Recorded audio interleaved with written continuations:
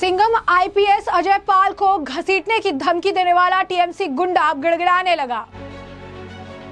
रीजू दत्ता ने आईपीएस अजय पाल शर्मा से मांगी माफी। टीएमसी प्रवक्ता रीजू दत्ता ने ममता बनर्जी अभिषेक की खोली पोल। तो पश्चिम बंगाल में मिली करारी हार के बाद ममता बनर्जी अनुशासन के कथित उल्लंघन के आरोप में पार्टी प्रवक्ता रीजू दत्ता को तृणमूल कांग्रेस से 6 महीने के लिए निलंबित कर चुकी है। टीएमसी की कार्रवाई के बाद रीजू दत्ता ने कहा कि उन्हें सच बोलने के लिए दंडित किया जा रहा है। आपको बता दें कि टीएमसी प्रवक्ता रीजू दत्ता ने बंगाल विधानसभा चुनाव के दौरान उत्तर प्रदेश के सिंघम आईपीएस अजय पाल शर्मा को ऑन कैमरा धमकी दी थी, शुभेंदु अधिकारी को भी धमकी दी थी और अब सत्ता बदल गए और उनके साथ साथ उनके सुर भी बदल गए और सबसे अब वो एक एक करके माफी मांग रहे हैं। पहले शुभेंदु और अब अजय पाल शर्मा से भी माफी। आपको बता दें कि इन्होंने ऑन कैमरा जो है अजय पाल शर्मा को धमकी दी थी और ये कहा था कि आप जिस तरीके से यहाँ पर चीजें कर रही हैं, रात को रेड मार रही हैं, आप देखना 4 तारीख के बाद आपके खिलाफ एफआईआर होगा, आपके खिलाफ एक्शन होगा, आपको घसीट के कोर्ट के सामने हम जो है पेश करेंगे। इस तरीके का उन्होंने बयान दिया था और अब रीजू दत्ता के जो आप कह सकते हैं बोल जो है वो बदल चुके हैं। एक एक करके वो माफी मांग रहे हैं। पहले निलंबित करने को लेकर अपनी पार्टी के लिए लंबा चौड़ा पोस्ट लिखा कि मेरी प्यारी पार्टी ने मुझे 6 साल के लिए निलंबित कर दिया क्योंकि मैंने सच बोला। उसके बाद अजय पाल शर्मा से भी माफी मांगते हुए लंबा चौड़ा पोस्ट लिखा। उन्होंने लिखा कि मैं तृणमूल कांग्रेस के प्रवक्ता के रूप में आईपीएस अजय पाल शर्मा के बारे में एक वीडियो बनाया था। अब मेरी पार्टी ने मुझे सच बोलने के कारण निलंबित कर दिया है। वो क्लिप वायरल हो चुकी है और भाजपा का पूरा आक्रोश व्यक्तिगत रूप से मुझ पर आ रहा है। मैं स्पष्ट रूप से कहना चाहता हूं कि मैंने वह वीडियो तृणमूल कांग्रेस के राष्ट्रीय प्रवक्ता के रूप में तृणमूल मुख्यालय से पार्टी लाइन का पालन करते हुए बनाया था। वह वीडियो तृणमूल कांग्रेस के आधिकारिक सोशल मीडिया हैंडल से भी जारी किया गया था। यह कोई व्यक्तिगत टिप्पणी नहीं है। फिर भी उत्तर प्रदेश के वरिष्ठ भाजपा नेताओं और मेरे कानूनी सलाहकार की सलाह पर मैं आईपीएस अजय पाल शर्मा से अपनी टिप्पणी के लिए बिना शर्त माफी मांगता हूं, भले वो व्यक्तिगत नहीं थी। मैं अब एक सामान्य व्यक्ति हूं जो अपने परिवार के साथ शांतिपूर्ण जीवन जीने और अपनी आजीविका जारी रखने की आशा करता हूं। मुझे उम्मीद है कि यह मामला अब स्थायी रूप से समाप्त हो जाएगा। इसी के साथ साथ रीजू दत्ता ने आपको बता दें कि अभिषेक बनर्जी, ममता बनर्जी और आईपैक को लेकर जो है पोल खोल दी। उन्होंने कहा पहली बात तो यह कि बंगाल के लोगों ने तृणमूल के खिलाफ वोट दिया और इसमें कोई शक नहीं है। दूसरी बात, मैं मानता हूं कि टीएमसी को 41% वोट मिले और बीजेपी और टीएमसी के बीच वोटों का अंतर सिर्फ 32 लाख है। टीएमसी के हारने के 3 बड़े कारण है। पहला कारण आईपैक पिछले 6 महीने से पार्टी चला रही है। वे हमें शुभेंदु अधिकारी उनके पिता को गाली देने के लिए मैसेज भेज रहे थे। ममता बनर्जी और अभिषेक बनर्जी को इस बात की जिम्मेदारी लेनी चाहिए कि कैसे एक बाहरी संगठन आईपैक ने पूरी पार्टी पर कब्जा कर लिया। जब टीएमसी नेताओं के घरों पर ईडी की रेड पड़ी तो दीदी पार्टी का डेटा सुरक्षित करने के लिए दौड़ पड़ी। आज उनके खिलाफ ईडी का केस सुप्रीम कोर्ट में और अगर उनके खिलाफ गया तो जेल हो सकती है। दूसरे फेज की वोटिंग खत्म होने के बाद अगले ही दिन सुबह आईपैक के डायरेक्टर विनेश चंदेल को निचली अदालत से जमानत मिल गई। इससे साफ पता चलता है कि यह केस बनावटी था। क्या कुछ कह रहे हैं वो सुनिए। देखिए, मैं पहला एक सवाल आपका जो सवाल है उसका पहला एक सीधा जवाब देता हूं कि ये जो वोट हुआ है ये बंगाल की जनता ने तृणमूल के विरोध में वोट दिया है। इसका कोई रोक ढोक नहीं है, कोई नाटक इसको लेकर नहीं कर सकते। जनता ने तृणमूल के खिलाफ वोट किया है। पर यह भी सच है कि तृणमूल को 41% वोट मिला है और भाजपा के साथ तृणमूल का फर्क सिर्फ 32 लाख वोट का है। पर जितना भी वोट तृणमूल को मिला है सिर्फ दीदी के शक्ल पे मिला है। अब हारी क्यों तृणमूल कांग्रेस? नुकसान नहीं हुआ, हार गई ना तृणमूल कांग्रेस। हारी क्यों? 3 प्रधान कारण। Number 1 IUPAC. नंबर 1 आईपैक पिछले 6 महीने ये पार्टी को आईपैक चला रहा है। बच्चे लड़के दूसरे राज्य के वो सांसदों को, विधायकों को, हम लोगों को सिखा रहे हैं कि क्या करना है, क्या बोलना है। वो हमें मैसेज भेज रहे हैं कि शुभेंदु अधिकारी को ऐसे गाली दो, उनके पापा का नाम लेके गाली गुप्ता करो। आईपैक के लोग। मेरा व्यक्तिगत आपको कहानी बता रहा हूं। प्रतीक जैन से मैं मिला, मेरा टिकट कंफर्म हो गया था डेबरा पश्चिम मेदिनीपुर, गोदरेज वाटर साइड में उनका ऑफिस है। उनके ऑफिस से मैं निकला, उनके ऑफिस के बाहर ही दूसरा एक अर्जुन बोल के कोई व्यक्ति है, उसका ऑफिस है। वो शायद मेरे पे डिफेमेशन केस भी कर सकता है क्योंकि कोई प्रमाण नहीं है। उसने मेरे को बोला टिकट चाहिए तो 50 लाख देना पड़ेगा। मैंने पार्टी को भी नहीं बोला डर की वजह से, क्योंकि इतने आईपैक ही तो चला रहा है सब, किसको बोलूं? क्योंकि तब एक लड़का जो पढ़ा लिखा लड़का है, जो विदेश से डिग्री करके आया है, जो कोई राजनीतिक परिवार का लड़का नहीं है। मेरे माँ बाप तो कोई पॉलिटिशियन नहीं, एमपी एमएलए नहीं है कि हमको ऐसे ही मिल जाएगा विरासत में टिकट। मेहनत करके इस जगह तक पहुंचा था। मैं घर पे आके मेरी माँ को, मेरी बीवी को बोला ये बात, उन्होंने अपना जेवर मेरे हाथ पे रख दिया। मैं सोचा उसको बेच के टिकट लूंगा। माँ काली ने बचा लिया। अगला दिन मेरे को लगा ये गलत हो रहा है, मैंने उनको जेवर वापस कर दिया, नहीं तो घर पे क्या मुंह दिखाता। नहीं दे पाया पैसा। मेरे को प्रतीक जैन जी ने फिर बुलाया, बोल के, प्रतीक जैन ने कभी पैसा नहीं मांगा, झूठ नहीं बोलूँगा, उन्होंने बोला कि अभी प्रोटोकॉल फॉलो करना है। और मैं आपको तथ्य देके बोल रहा हूँ, उस टाइम घाटाल सांगठनिक जिला पश्चिम मेदिनीपुर डेबरा जिसके अंडर पड़ता है, उसका प्रेसिडेंट श्री अजीत माइती, जो मल्टीपल टाइम एमएलए रहे, उन्होंने अपने लेटर हेड में डेबरा में मेरा नाम, सिर्फ एक नाम, 2-3 भी नहीं, एक नाम उन्होंने खुद दीदी के हाथ में 99 में जाके दिया। वो लेटर हेड का फोटो उन्होंने व्हाट्सएप में श्री अभिषेक बैनर्जी और श्री प्रतीक जैन को भेजा। और उसके बाद मैंने पैसे, क्योंकि मेरे पास पैसे तो है नहीं, मैं विधायक या सांसद तो हूं नहीं कि बहुत कमा के बैठा हूं। तो 17 मार्च को जब कैंडिडेट लिस्ट निकला, मैं देखा किसी और का नाम निकल गया। अब उन्होंने कुछ दिया है नहीं दिया वो मुझे नहीं पता। तो आईपैक जो ये कर रहा था, क्या ममता, तो जैसा कि आपने उनका बयान सुना, उन्होंने आगे कहा कि टीएमसी के जमीनी कार्यकर्ताओं पर भी आरोप लगाए। कहा निचले स्तर के नेता और कार्यकर्ताओं ने जनता के खिलाफ अत्याचार, बड़े पैमाने पर भ्रष्टाचार किया, जिससे आम लोगों में पार्टी की छवि खराब हुई। ममता बनर्जी, अभिषेक बनर्जी और वरिष्ठ सांसदों को व्यक्तिगत रूप से भ्रष्टाचार से उन्होंने दूर बताया। कहा कोई भी दीदी पर उंगली नहीं उठा सकता, व्यक्तिगत रूप से कोई भ्रष्टाचार नहीं किया है। उन्होंने कहा कि पहले ये माना जाता था कि बंगाल की महिलाएं ममता बनर्जी को आंख बंद करके समर्थन देंगी, लेकिन अब स्थिति बदल गई है। उन्होंने कहा कि किस तरीके से चुनाव के बाद जो है चेंज हुआ है। उन्होंने शुभेंदु अधिकारी को सीएम की सीट के लिए सबसे उपयुक्त जो है व्यक्ति बताया। कहा कि ममता बनर्जी के बाद सबसे ज्यादा अगर किसी ने काम किया है, सबसे सटीक व्यक्ति अगर कोई है तो वो शुभेंदु अधिकारी है, जो इस सीट पर बैठने लायक है। क्या कुछ कह रहे हैं वो सुनिए। मैं इस एक टॉपिक पे सिर्फ मैं बोलूंगा कि दीदी और अभिषेक जी को इसका जिम्मेदारी लेना पड़ेगा कि कैसे आप दोनों के रहते हुए एक बाहर की संस्था पूरा एक पार्टी को कैप्चर कर लिया। जब प्रतीक जैन के घर पे रेड हुआ, दीदी दौड़ के गई अपना डेटा लेने के लिए कि मेरा पार्टी का डेटा। आज दीदी के नाम पे सुप्रीम कोर्ट पे ईडी का केस चल रहा है। केस का कुछ इधर उधर हो गया तो दीदी को जेल भी हो सकता है। आपको लगता है कि सुन लीजिए। और उसके बाद जब दूसरे फेज का वोट खत्म हुआ, अगले दिन सुबह आईपैक के डायरेक्टर विनेश चंडेल को बेल मिल गया। कभी सुना है भारत के इतिहास में कि लोअर कोर्ट से पीएमएलए एक्ट में बेल मिल गया और ईडी ने अपोज भी नहीं किया? तो इसका क्या मतलब है? इसका मतलब है दीदी को केस खिलाया और उसके बाद दीदी निकल जाने के बाद डेटा ऐसे ही तुमने दे दिया। आज प्रतीक जैन कहां है? भाग गया। तो वो तो भागा हुआ है, उसका क्या नुकसान हुआ? वो तो तृणमूल से भी पैसा कमाया, कॉन्ट्रैक्ट में था, मार्केट से भी पैसा उठाया। कैसे पैसा उठाता था आईपैक? पकड़ लीजिए, एक विधानसभा है, वहां पर 4 उम्मीदवार है विधायक का, जिसका कोई चांस नहीं है उससे भी पैसा लो, और जिसका कंफर्म है उसी को मिलेगा, उससे डबल पैसा लो। तो सबका मिला के तो आ गया। और आईपैक को तो आप चैलेंज नहीं कर सकेंगे, वही तो पार्टी चला रहा है।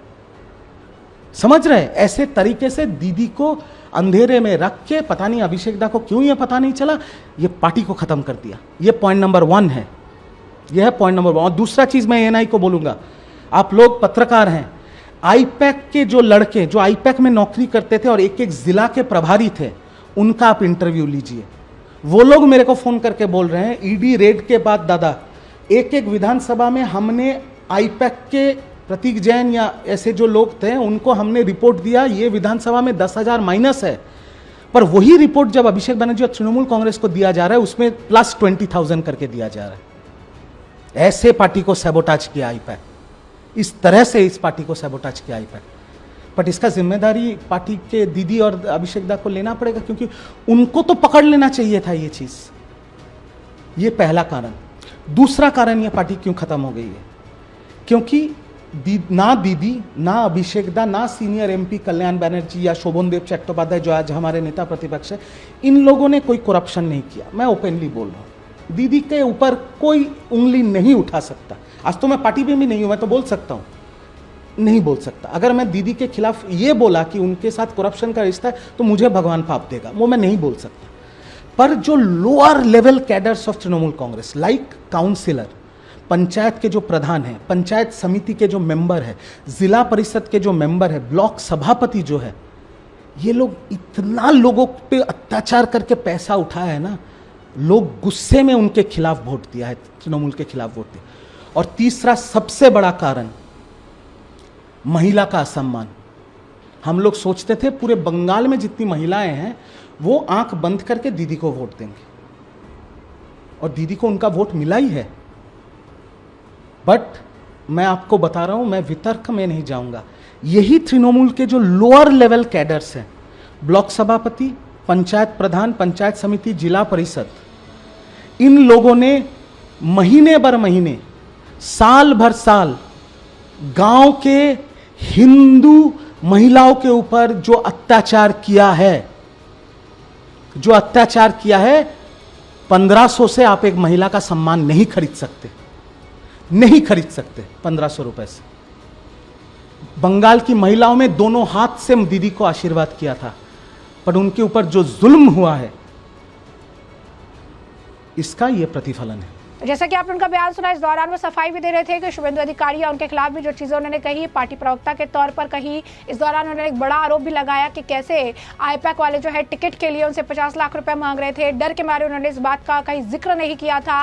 उन्होंने ये भी कहा 2029 के लिए जो है किस तरीके से बीजेपी तैयारी कर रही है। अब तृणमूल कांग्रेस के जो नेता है जब जाएंगे जनता से मांगने के लिए वोट, तो वो मना कर देंगे, क्योंकि ये इतना ज़्यादा काम करने वाले हैं, इतना ज़्यादा काम करने वाले कि जनता कहेगी जो सत्ता में पार्टी बैठी है वो इतना काम कर रही है, तो हम आपको वोट क्यों दे। क्या कुछ और कह रहे हैं वो, सुनिए। मैं सिर्फ इतना बोलूंगा, देखिए मेरे मुंह से मैं पार्टी को गाली नहीं दे सकता या कोई अपशब्द नहीं कहूंगा। मैं सिर्फ इतना कहूंगा, अच्छा रहे तृणमूल कांग्रेस।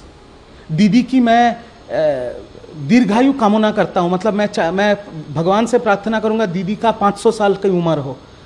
मैं भगवान से प्रार्थना करूंगा कि दीदी सुरक्षित रहे, उनका स्वास्थ्य अच्छा रहे, अभिषेक बनर्जी सुरक्षित रहे, उनका परिवार ठीक रहे और तृणमूल कांग्रेस अच्छा रहे। पर आप मेरे को व्यक्तिगत तौर पे पूछेंगे तो बीजेपी अगले 2-3 साल, क्योंकि उनका 2029 का चुनाव है, वो नई पार्टी है, पहली बार उन्होंने सरकार में आए हैं, वो इतना काम करेंगे बंगाल में, इतना काम करेंगे बंगाल में कि तृणमूल का कोई नेता 2029 को घर घर जाके बोल नहीं सकेगा कि हमको वोट दो, क्योंकि लोग पूछेंगे क्यों आपको वोट दें। जो सरकार सत्ते में है वो तो सारा काम कर रहा है, नौकरी दे रहा है, महिला सुरक्षा हो रहा है, ये वो सब कुछ, तो यही बात है। शुभेंदु दा कल शपथ लिए, आपके संबंध उनसे कैसे हैं और कैसे देखते हैं? शुभेंदु दा मुख्यमंत्री हैं, पहले बीजेपी के मुख्यमंत्री हैं। देखिए मैं एक चीज़ क्लियरली बताना चाहता हूँ आपको। देश के इतिहास में, भारतवर्ष के इतिहास में, देश स्वतंत्र होने के बाद अगर 10 ठो पॉलिटिशियन का लिस्ट बनेगा तो उसमें एक नाम ममता बनर्जी का रहेगा। और स्वतंत्र भारतवर्ष के इतिहास के अगर नेता प्रतिपक्ष का नाम लिखा जाएगा तो नंबर 1 ममता बनर्जी का होगा। पर शुभेंदु अधिकारी का सीवी, जो बायोडाटा होता है ना, हर इंसान का तो एक बायोडाटा होता है। तृणमूल में रहने के time multiple time member of parliament, multiple time cabinet minister, central cabinet minister, नेता पक्ष प्रतिपक्ष होने के बाद ममता बनर्जी को, मुख्यमंत्री को नंदीग्राम से हराया और इस बार नंदीग्राम से भी हराया, भवानीपुर से भी हराया। तो उनका सीवी जो है ना वो और किसी का नहीं है। और जिस राज्य में 3 बार की मुख्यमंत्री ममता बनर्जी है, उनके बाद अगर इस राज्य में किसी का उस चेयर पे बैठने का हुनर या अधिकार है तो वो शुभेंदु अधिकारी है और कोई नहीं है, कोई उनके आसपास भी नहीं है। जब वो टीएमसी में थे तब वो रेड रोड पे पीडब्ल्यू टेंट में बैठते थे, तब तो मैं प्रवक्ता भी नहीं था, एकदम रोड साइड कैडर था। मैं ज़मीन से उठा हूँ आज यहाँ पर, मैं फ्लैग लगाता था। तब मैं जब उनके पास जाता था ना, वो इतने मोटे मोटे फिश फ्राई खिलाते थे मुझे, इतने मोटे मोटे। उसके बाद मैंने उनको अटैक किया, नंदीग्राम में खड़ा होकर उनको अटैक किया, क्योंकि मेरे को लॉलीपॉप दिखाया गया था टिकट का और मेरे को बोला गया था कि करो, व्यक्तिगत आक्रमण करो। फिर भी मैंने नहीं किया है, बट जितना किया है प्रवक्ता के तौर पे किया है।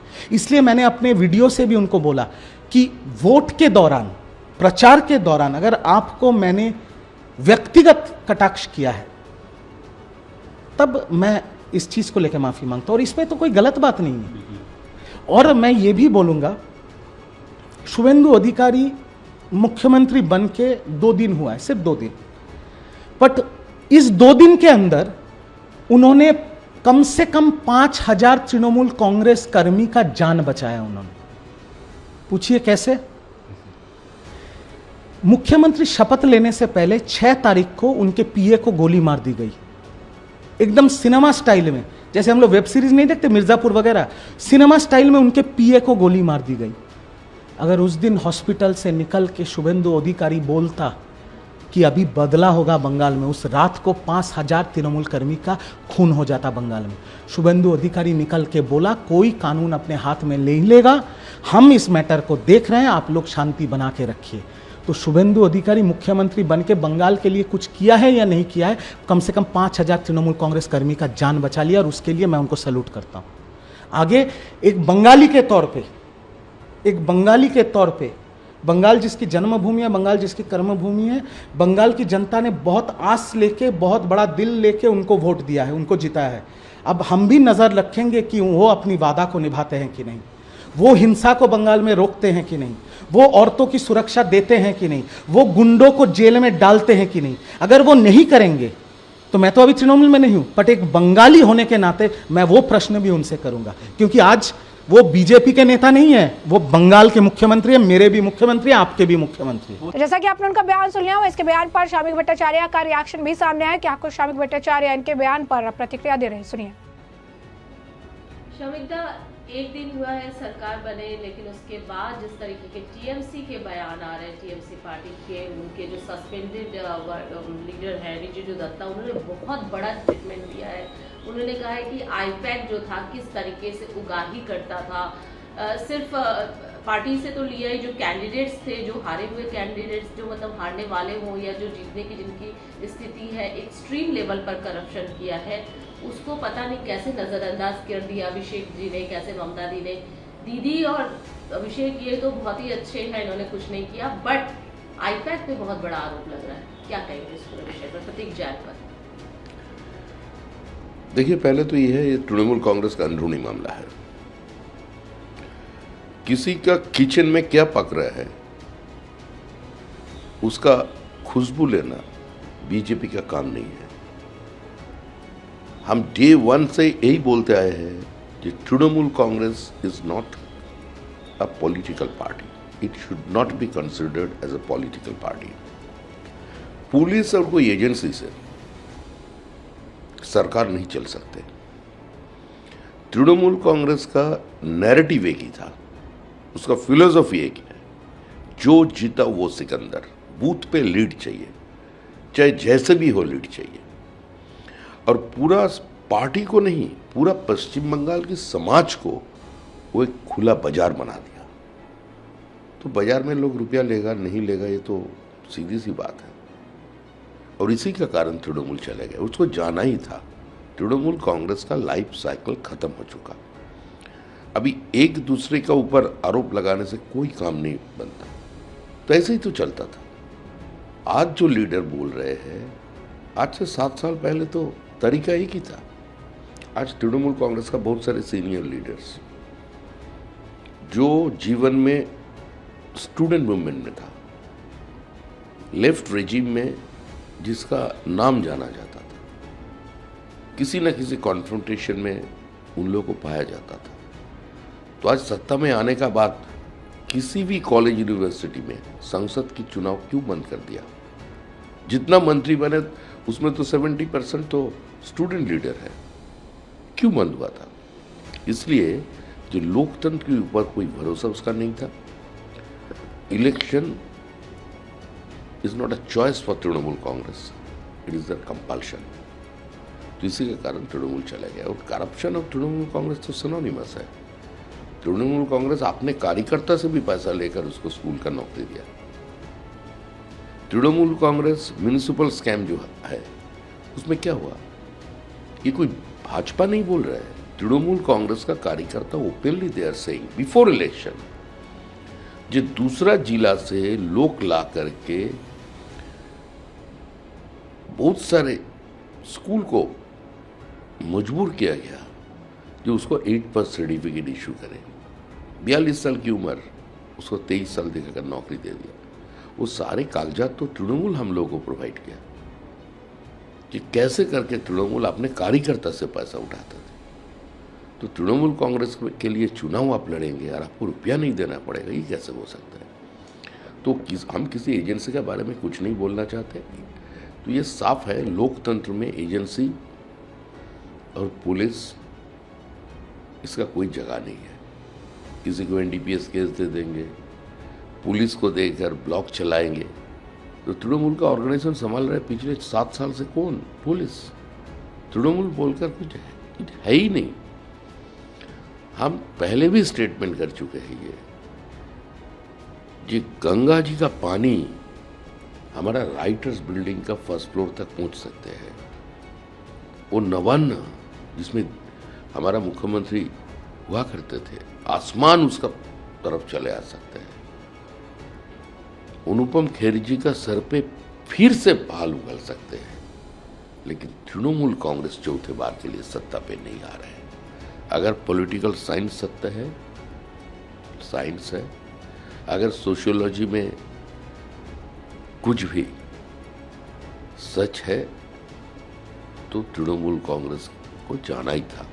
कैसे अनुपम खेर जी ने बोला था मेरा बाल लेकर अब क्यों पड़ गए। हम व्यक्तिगत रूप से उसका बहुत बड़ा फैन है। उसका ऐसा बहुत कम पिक्चर है जो हमने देखा नहीं। हमारा तरफ से उसको बहुत बहुत धन्यवाद और उसको भी अभिनंदन। वैसे में आपने तमाम बयान सुन लिए और हमने आपको जो पूरा मामला है विस्तार से बता दिया। इस पूरे मामले पर अब आपकी जो राय हो कमेंट सेक्शन में कमेंट करके जरूर से जरूर साझा करिएगा। धन्यवाद।